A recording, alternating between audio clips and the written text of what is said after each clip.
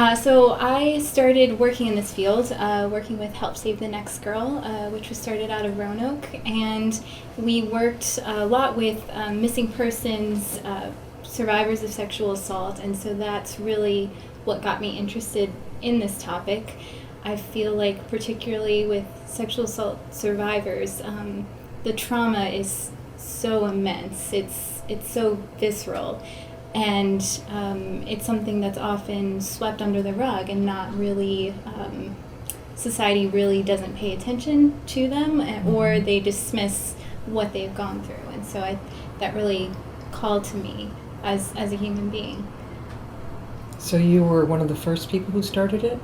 I was... Or within the first group that started it? I was in the first chapter at Virginia Tech, first chapter in the United States.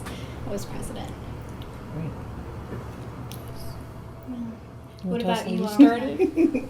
Well, so I started a little bit different than everybody else because I come from the logistical world and the more, corporate world. I worked in inventory management for 9 years after graduating college, and I realized quickly, although 9 years went by slowly but fast, that wasn't what I wanted to do. I wanted to work more closely with people and make a difference. And so then I heard about New Direction Center, and I just started poking questions to the person who was the director of residential services at that time and asking more. Unfortunately, I didn't get the job at first. Another person got it, which is always really funny because she has the same name as me. And then they remembered who I was, and 5 months later called me back for another position. And it's really rewarding seeing the difference that you make in someone's life, even though I'm in outreach and I don't do a lot more of the client services and stuff, but I get to connect with people and bring them into services, or at least I hope I do, and get them connected with all of the services that New Directions has, which is really rewarding. So I guess it was just meant to be. It was. That's good. That's good.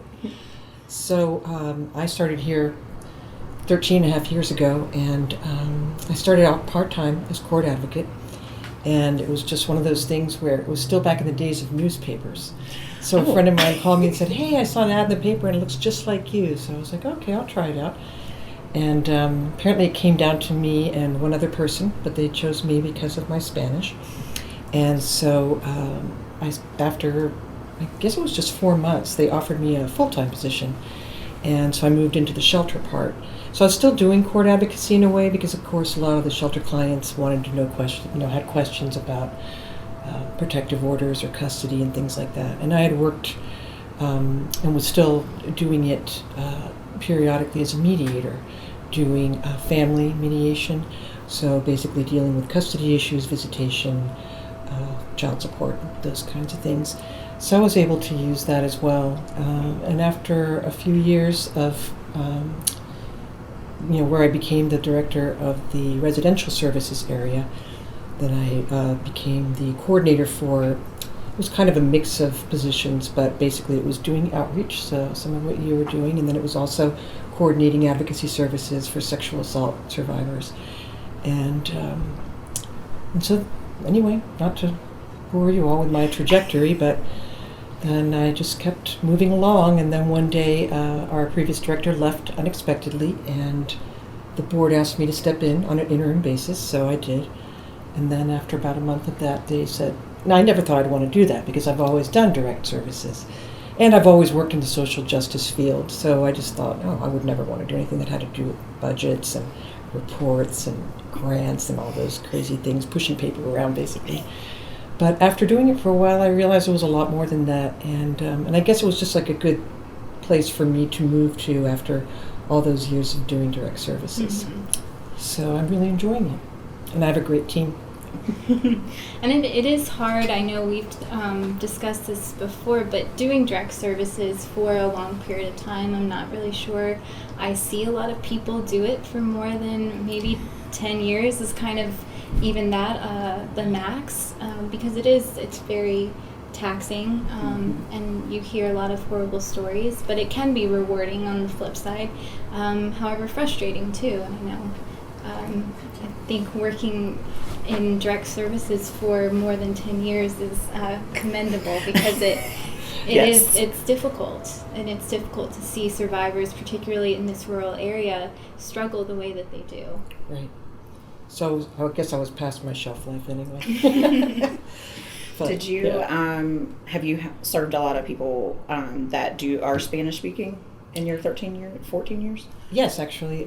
Most of them are in Waynesboro, and I still do a group there, a support group. And some of the people who come to that have been coming there for years.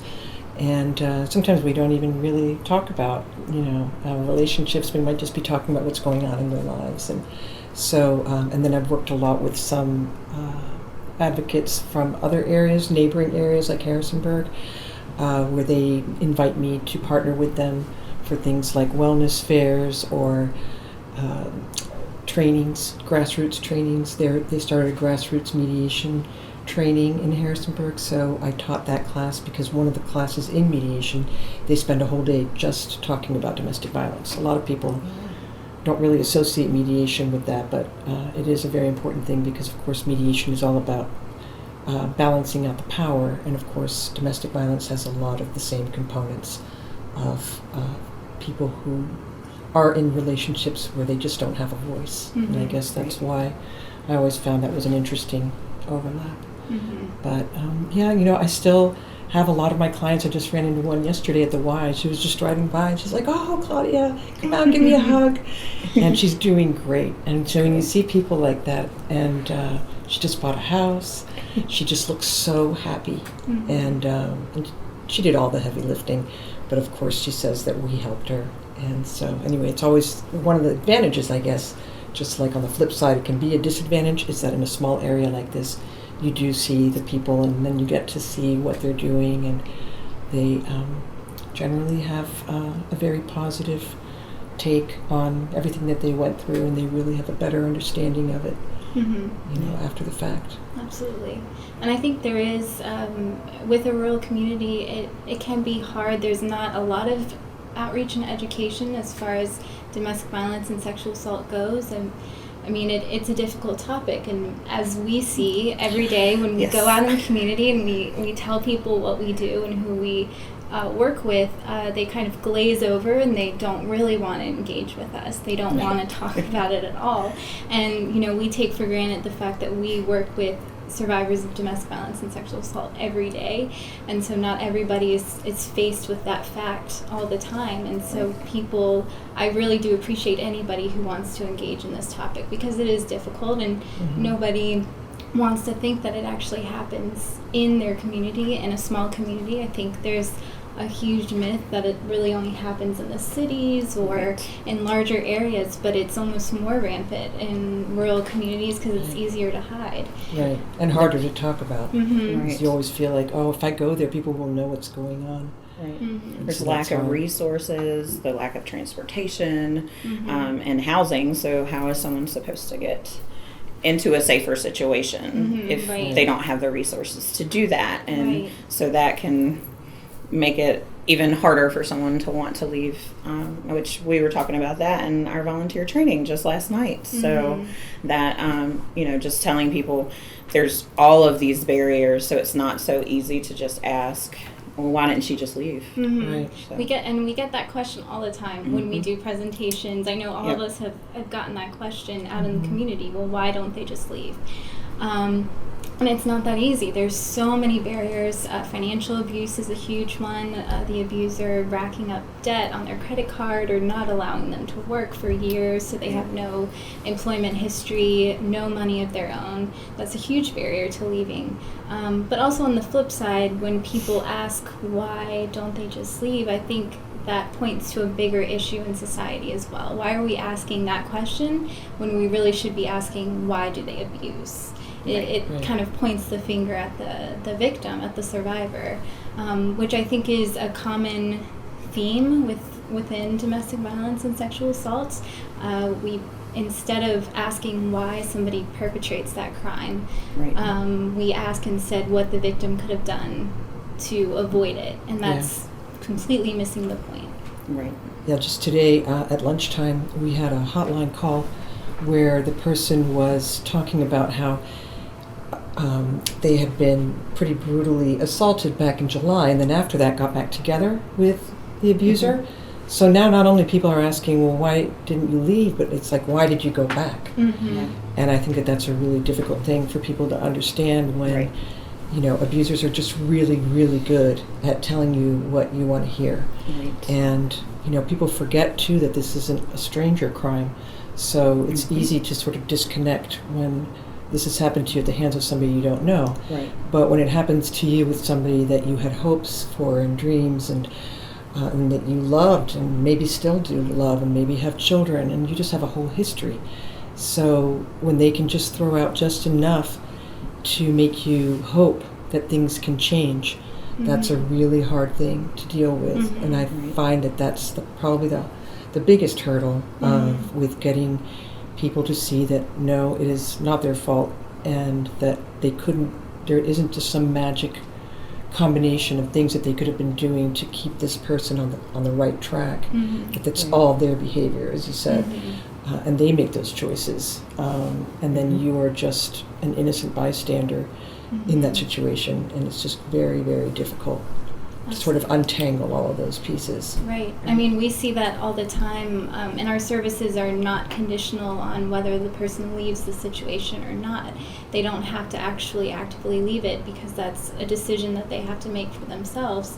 And on average, it takes them 7 to 12 times to actually finally leave And stay away from an abusive situation, and that is something that I think the community can have a hard time understanding. But like you said, at the end of the day, there's a relationship attached to it, and these relationships do not start off abusive. If they did start abusing the person on the first date, it would never go very far, obviously. Right. And so it is a pattern, and it starts slowly over time, and so that really, you fall in love with the person, and you want to believe the best in the people that you love. So it's not so easy to say, just leave, just fall out of love with that person. Right. I always tell clients when I'm working with them, I wish I had that, the easy button from Staples, I believe it is. Is that what it is? Yeah. And I was like, I wish I could push that for you, and that would turn off all your feelings and everything that you built with this person. Right. But the reality is that I can't, you can't. So what can we do to move forward and to keep you safe, whether you want to stay or you want to leave? Right. And I think that's one misconception, and people refer people here, is that they think that we're this know-all be-all and that we'll be able to just get this person out of the relationship. But the reality is because of all of these things, the barriers and the feelings and the emotions, and if there's kids involved, then we can't just pull them out of that. That's not what we're doing. We're advocates, and we help people figure out their options and what they can do, and present them with these, and then help them along the way and kind of navigate, whether they're going to go the legal route, stay, or, find another housing or anything like that. So, and it makes it a little bit difficult when I'm out in the community and they're like, well, when you call somebody, I'm like, well, wait, they have to call us. We'll call them if they've left us a message, but we're not going to, go into their home and rip them from that relationship. Yeah, I've gotten those calls where I want you to call this person and tell them. You need to tell them that this is abusive and it's not right, and then help them get out. Like, I wish it was that easy, but it's just not going to happen that way. Right, and if you go in that aggressively, oftentimes the survivor just shuts down, and they're not really going to listen to what you have to say. So I think it is important for our services to be voluntary at the end of the day, and that we're not forcing anything upon somebody. Right. And we hear this all the time too with our clients, that sometimes for them, as sad and unfortunate as it is, they feel like it's better to stay with the monster than the one you don't. And for them, that's being on their own and having to be a single parent and find a job and find childcare and transportation. And to them, that is far more overwhelming than staying in an abusive relationship where they kind of know, or they feel like they know how to survive. Right. Yeah, I've also had people telling me that the way that their abusers reacted when they did leave, it was just so much more traumatizing. Right. Not knowing like where they were, what they were doing, and what they were up to. So at least when they were in the same house, they kind of felt like they had a little more control Right. over the situation, or that the person just began a whole different campaign, which involved, stalking or bad mouthing them to friends and family, which in a small community like this is a really big deal. Mm-hmm. And so they just find it sometimes just easier to be like, okay, I'm just going to give in, and at least I kind of know what to do from one day to the next, instead of just sort of groping in the dark and not knowing what's Right. happening from one minute to the next. Right. And the first 48 hours Mm-hmm. after they leave are the most dangerous. Yeah. So that is the time where the abuser is going to escalate their behavior, and Right. it is going to be very dangerous. So we Right. try to take that into consideration, and I think the clients we work with, they know that too, and so that's very terrifying. Right. And that can be another big barrier to leaving, that they know how unsafe they'll be when they're out of the relationship, and that's very scary to deal with. Yeah, and those are the stories that you hear about where a person really felt like they had nothing to lose, and so that ultimately I think is what abusers fear the most, is that this person is going to figure it out and then leave, and Right. which is why they try and isolate their partners from friends, from family, anybody who could tell them, hey, it doesn't have to be this way. You can live in a different way, Right. and your life doesn't have to be unhappy and at the hands of this person. And so then, they don't really have anybody telling them that. So that is always, again, so the abuser's worst fear is coming to pass when they finally do leave, and then that's when some people snap Right. completely. Right. Generally speaking, I tell people that the abuser in the end wants the relationship their way, and they want to control it their way, and so they will do whatever they can to keep it going that way. So you leaving, or even you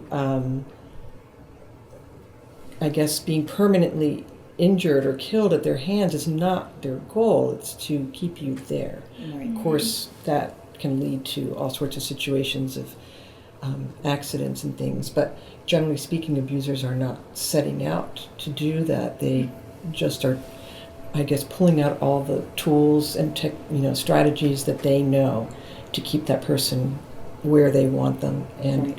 acting how they want that person to act. Because as we know, domestic violence and sexual assault, it's all about power and control. Right.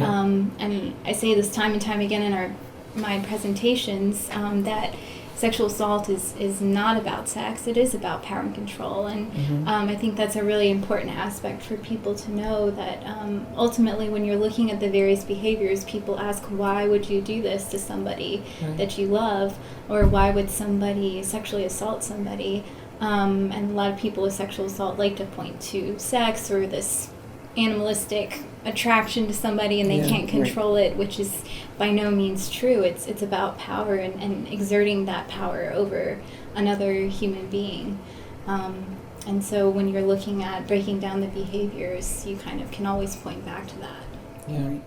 That's why I like when I can get into the school systems, especially as young. I'm not so much having a lot of luck with the elementary schools, but middle and high schools, and talking about how, just identifying those red flags. So when someone starts trying to tell you what you can wear or text you all the time, that's not a cute thing. That's Right. a sign of them trying to control where you can go, who you can see, what you can do, what you can wear, and so you might want to reevaluate that relationship. So, and that also can be a little bit hard in a more conservative area that we're in, just trying to make sure that people understand we're not trying to come in and just talk about domestic violence and sexual assault. We don't really want to talk about it, to be honest with you, because it's not a good subject. It's not easy. But we want to talk about healthy relationships and just let your children know, how to navigate. We have so much social media and technology going on nowadays. They're exposed to so much more. So I can't control the exposure that they have, but what I can control is when they're in a relationship with someone, and relationships in general, just how to identify things and to, make sure that they're in control of their situation and not someone controlling theirs. Mm-hmm. Right. Absolutely. And I think there's this big misconception that no matter what, parents will always instill the values of healthy relationships to their children. But if the parents themselves, that's not always happening in the homes. That's an idealistic view. And I know we ran into this when we went to the General Assembly a couple years ago, that they didn't want to initially pass a bill that would kind of require talking about healthy relationships in the schools, and consent. Particularly. They didn't even want to mention it until 11th grade. Right, Yes. and the reason being that they thought that the parents should really have that conversation. Right. Well, that's a really idealistic thing to say, because it's not always happening. The parents are not always going to know how to teach their kids about what a healthy relationship is, and I think we can be very fortunate if we happen to have parents who model a healthy relationship to us, but we don't always have that luxury. And so I think it's really important that the schools kind of tackle that subject as well. Yes. Right. And I think that when you have children that are older, so bringing up consent in 11th grade, it's definitely, locking the barn door after the horse has been stolen, or however that saying goes. Right. But you don't.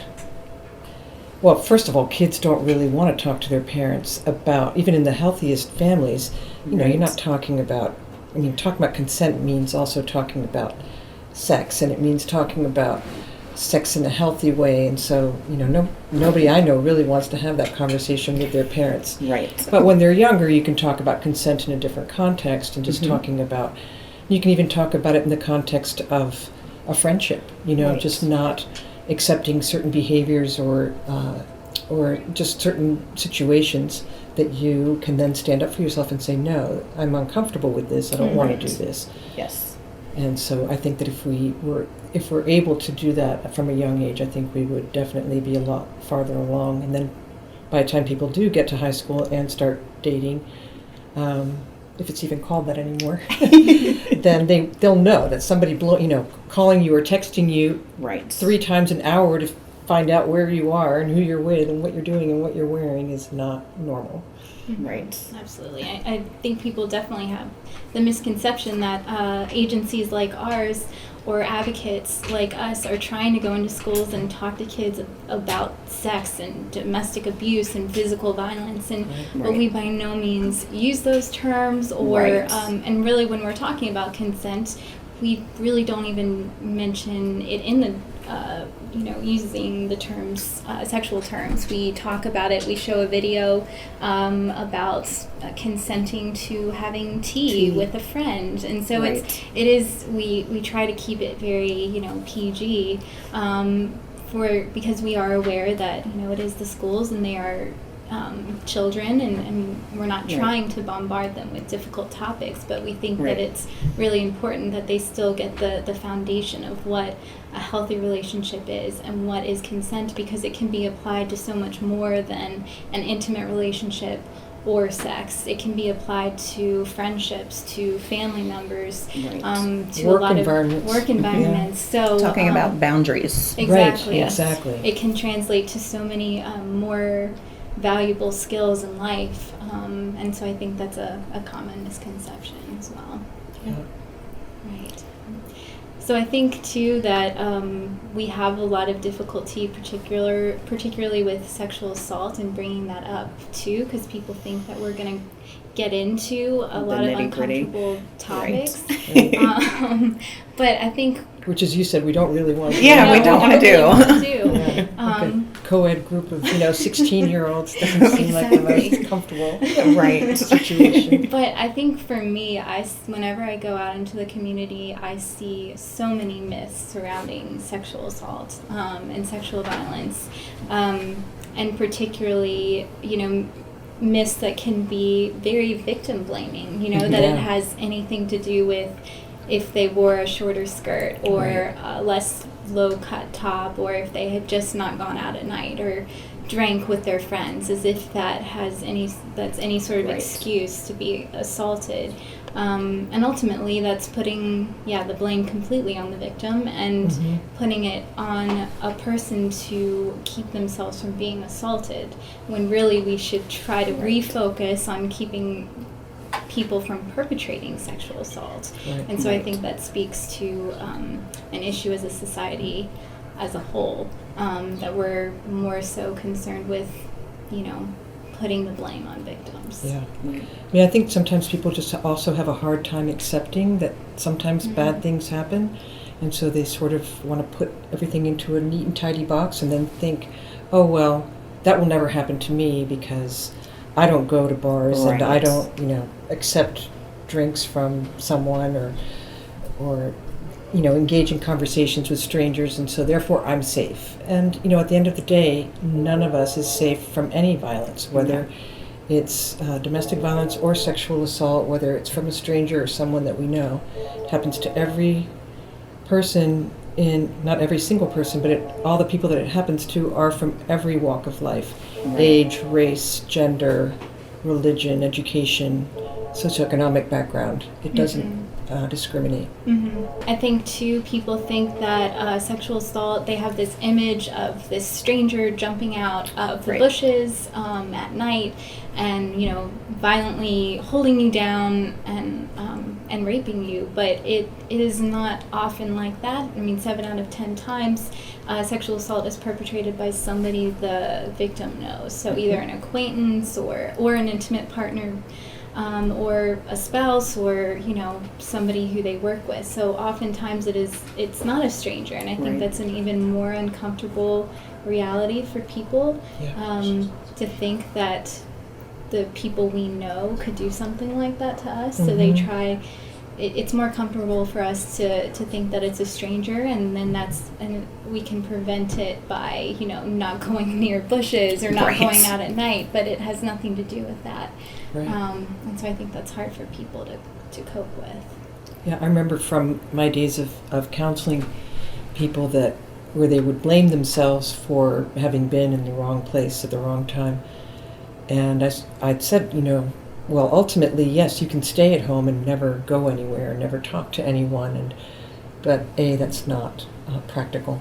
But B, that's not really something that we should have to do. We should be working toward making a society that's safe for everyone, and that at the end of the day, we are not responsible for other people's behavior. Sure, we can be, and we all do, take precautions about where we are and just to be safe, but I think that we all do that, men and women, all genders, where they don't want to be even mugged, let's say. So yeah, we do try and take some precautions, but that doesn't mean that ultimately if the worst thing does happen or a bad thing does happen, that we could have prevented it. We can't really prevent anything, except we can educate. Absolutely. And I always tell people we can control our behaviors. Yes. I can't control yours. So, but I go as far as to also tell clients but I can also control how I respond to it and what I choose to do with it and who I choose to tell. I think that's important, and I think that's important for other people in the community to realize too, is, they may not be ready, and that's okay.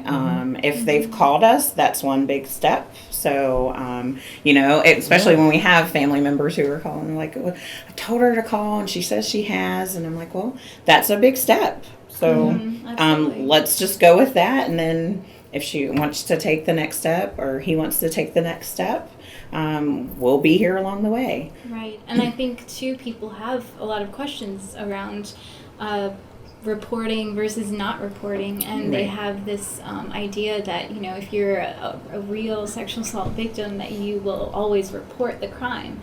Well, that is absolutely not true. There are so many reasons why you would not report, so many barriers to reporting. I mean, first of all, even just prosecuting sexual assault cases is extremely difficult and not always successful, and so there, they see that and they think, well, what's the point in going through with it then? Right. If I'm just going to be subjected to, you know, all of these horrible victim-blaming questions, and then the person's not even going to get convicted, and my character is going to be called into question, then And why nobody's even... gonna believe me. No one's going to believe me, Right. and so why even go forward with that reporting process? And I think people think that if they don't report, if they don't scream loud enough, if they don't fight hard enough, that they weren't really being sexually assaulted, and that's so far from the truth. I mean, there's flight, fight, and freeze, and some people do freeze in the moment, and they can't scream, and they just physically cannot, or they cannot run away. And so I think, too, we see a lot of clients who weren't able to fight off the people who were assaulting them, or they feel like, well, I was drinking, so no one will believe me. So there's a lot of reasons why they wouldn't report. Or I had intimate contact with that person in the past. Absolutely. With consent, and so they're going to bring that up. That, you know, well, isn't it true that, you know, you were already, you know, in an intimate relationship with that person? But there's a really good series right now that's it's based on true stories, or a true story where people weren't reacting in that way that, you know, prosecutors or law enforcement might think that they should. So, you know, it's one of the really important things about what we do is learning about how trauma affects every person differently. And so what, you know, you might be, you know, completely level-headed when something happens that's really unexpected, and another person might go into complete panic. I've seen people panic, you know, even by calling 911. They can't dial the numbers. They can't hit the buttons because they're shaking, and then somebody else might keep a totally level head and help, you know, 30 people evacuate a burning building. We just don't know, and we all think we know how we would act. But at the end of the day, when we have been the victim of a crime, of any crime, we are going to, a lot of us will shut down or go into shock or even deny that it happened, because nobody really wants to be labeled as a victim, which is why, you know, we like to use the term survivor when it's appropriate, because obviously when it happened, the person has just been victimized, but that we will help them on that path from victim to survivor. But nobody really wants that label, and so that's again why we have those family members calling saying, well, they don't really seem to even think that this is bad, and it's because they don't want to say, hey, I am being victimized. That's just a very hard truth, I think, for a lot of people to face. And so, you know, for somebody like that, maybe even right after a sexual assault by a complete stranger, whether there was nothing going on, like in this series, the person was just asleep at home and somebody broke in and raped her, and she just completely shut down like it hadn't happened.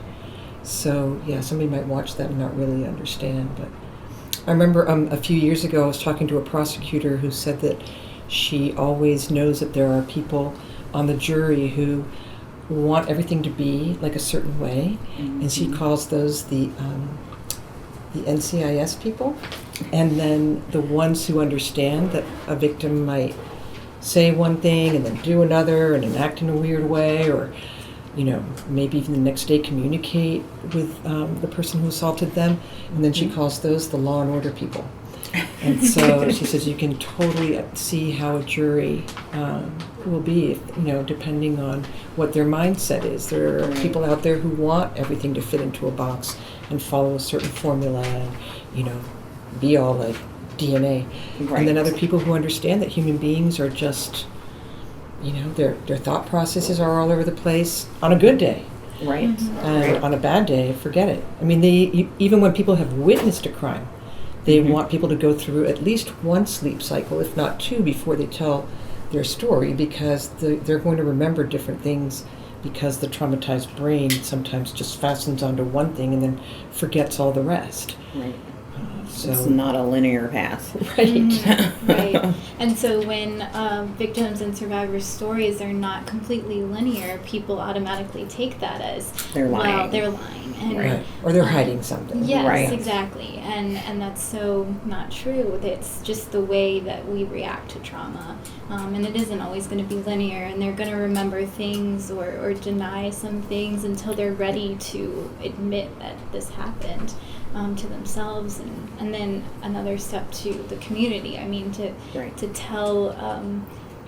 To tell a complete stranger when you're going in for a perk exam and you're being poked and prodded, and then you're being asked really intimate details photographed, and they take your clothing and your underwear, Swabbed and it's a horrible yes. experience. It's a traumatic experience in and of itself, and so they're not always going to be linear, and they might not respond in the way that you want them to respond. But we have to remember that it's about their story and the way that they feel comfortable responding. Right. Exactly. And so I think it's really important for agencies like ours, where all we do is advocate for victims, for Right. survivors. I think it's important that people know that we exist and know what exactly we do, and Yes. that we are here to help, and we're not connected to the court system or to law enforcement. We certainly work really closely with them, and having Right. a close relationship is important, but ultimately we are there for the victim, for the survivor, and I think that's crucial for people to remember. Yeah. Yep. And that no matter what, we're not going to make them do anything. Right. And they can change their mind every day. They can go back and forth, or they can just not even know what they're doing or how they're feeling. And then we're just there, I think you said earlier, to help them identify their options and put together something that is going to work for them in their own particular situation. And that we're not going to be mad at them or disappointed or tell them, oh, well, sorry, you have to go forward now. I think that there's also that fear of, well, if I make this call, then I'm going to start this ball rolling that I can't stop. Right. And so when I talk to people on the hotline, I always tell them, just because you're reaching out for help does not mean that you're now locked into anything. We are here to tell you about everything that you might ask or things that you might not know. Right. And then you will create your own plan, and we will help you with that And every that's step of the way. a huge part of the empowerment process. I mean, that's ultimately what we're trying to do. Not make decisions for them or force them down one path, but to empower them and empower them to be who they want to be, and get through this trauma in the way that they feel comfortable getting through it. And I'm not really sure if you really ever get through trauma, but Right. Feeling comfortable with living with it, Right. and Processing it. and I think empowering victims and survivors is truly the most important way to let them heal. I think they need to be able to make those decisions, and we're always here to support them in that and Right. stand next to them, but never leading them or behind them, forcing them to do anything. We are just partners with them in this process. Right. And to piggyback off of that, the fact that we can keep the services free is a really big, because of all the barriers and everything that we talked about earlier. If it costs something to come here, that would just be one more thing that would keep people from coming in for services. So. I can only afford so many co-pays. Right, whatever. exactly. Absolutely. And yes, a lot of our agencies like us, and then our agency, who is actually a dual program, so we serve domestic violence and sexual assault victims, where sometimes it's separated and they're separate centers or organizations. And it's really important for us to stay free, completely free, no cost whatsoever to the victim, to the survivor. And that's, through a lot of community support and grants and government funding. Without funding and without donations from the community, we really would not exist. Right. And we serve, we get upwards of 650 calls a year. Mm-hmm. So we serve a lot of people, and without our services, it might be difficult for them to get out of a really dangerous situation. Right. Exactly. So when people ask you, like, why you do what you do you have anything in particular that you tell them, or? I think it's because as exhausting as it can get, because we are advocates and we don't force them to do anything. And like you said, they can change their mind as much as they like.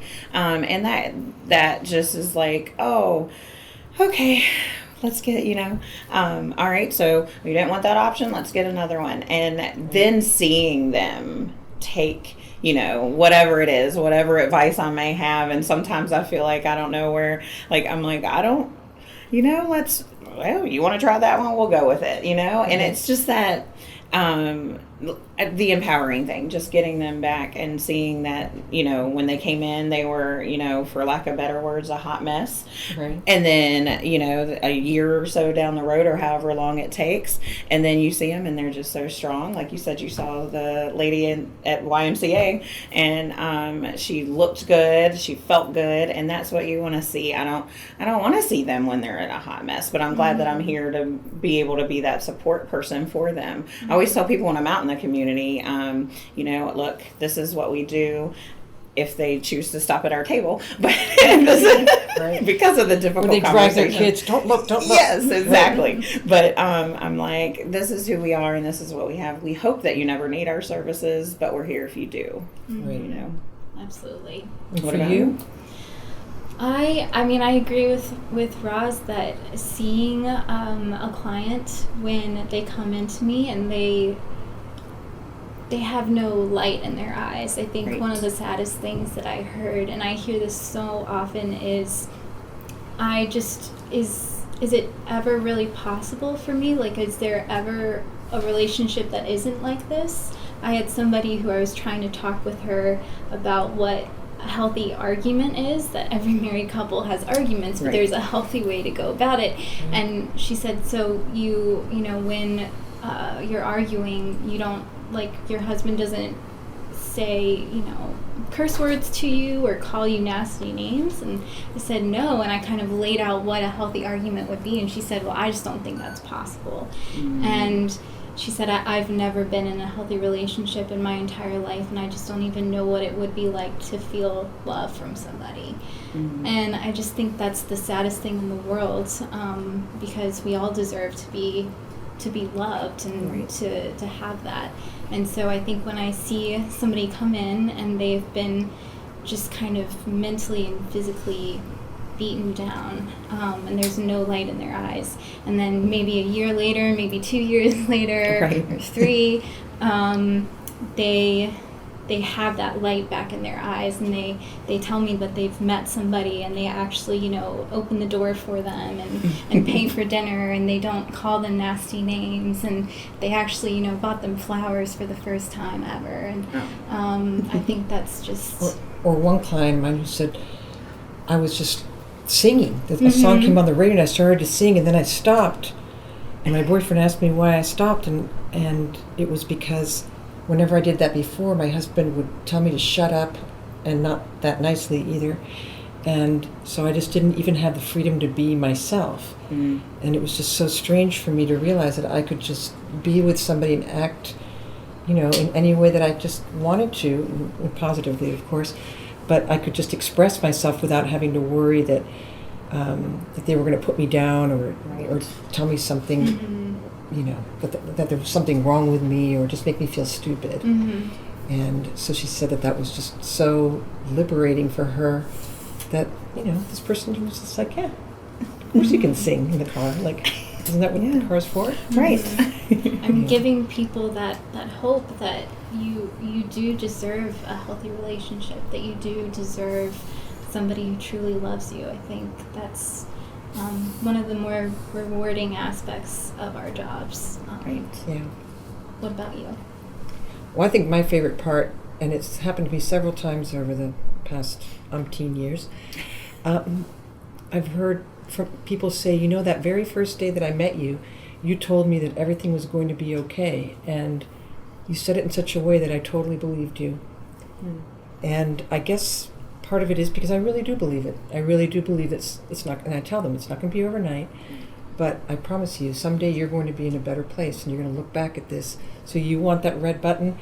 Right. To make it easy, I want a button that can project them like over the painful part, and so where they can look back and go, wow, that was awful, but I got through it.